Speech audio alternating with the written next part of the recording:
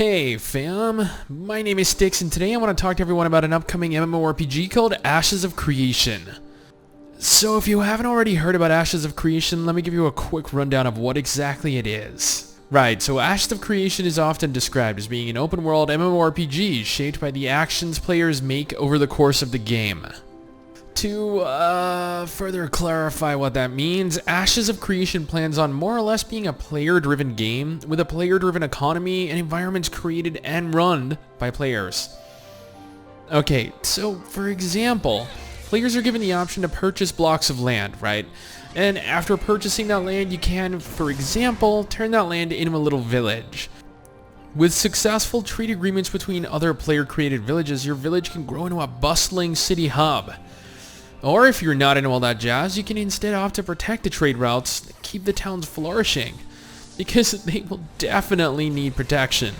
Given that you're technically able to assist in the progress of a town by protecting caravans that are trading between villages, naturally there would be the, let's go ahead and say, morally ambiguous, not at all evil, alternate route your character could take.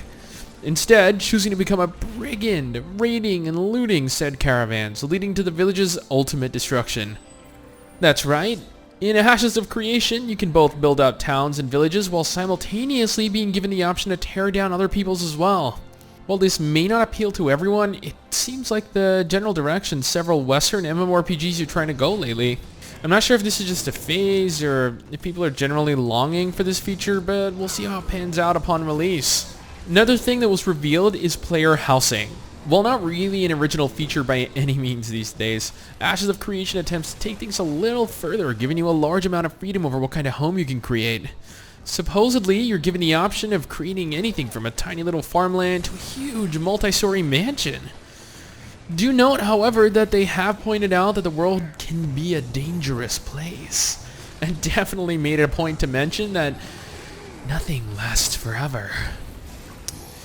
The devs claim that you're given the option to pave whatever path you desire, giving you complete freedom over your character. From what I've been able to gather, Ashes of Creation is an open-world PvP MMORPG, meaning that players can go around killing each other. However, do note that there is a karma system in place to attempt to reduce the amount of ganking that goes on between said players. I am personally unsure of how much this will realistically assist in the prevention of people camping each other or just killing to grief other players though, but regardless, being a fan of open world PvP, this seems like a pro in my opinion. But I do know that some other people may not think the same way.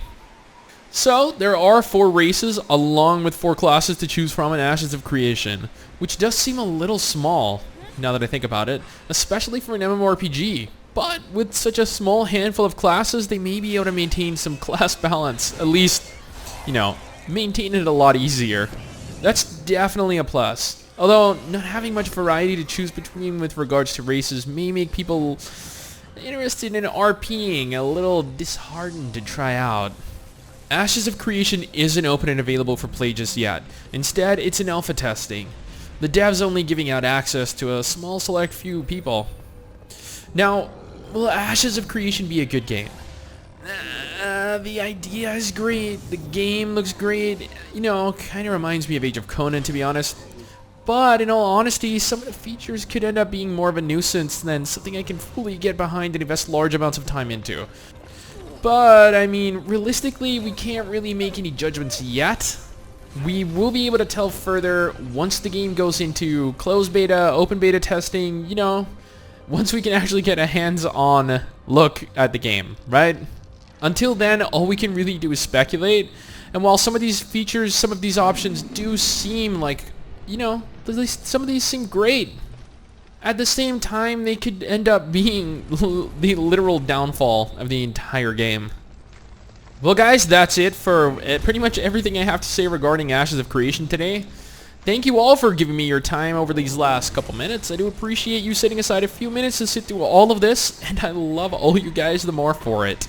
Do not forget to like the video if you enjoyed it. Don't forget to subscribe to stay updated with pretty much all the news we can muster together. All the lists we make, all the amazing gameplay we push out, we produce, and pretty much anything else we can think of. Take care, everyone. We will see you in the next video. We fell out of love like shooting stars, came crashing down, and we're building back up again now. I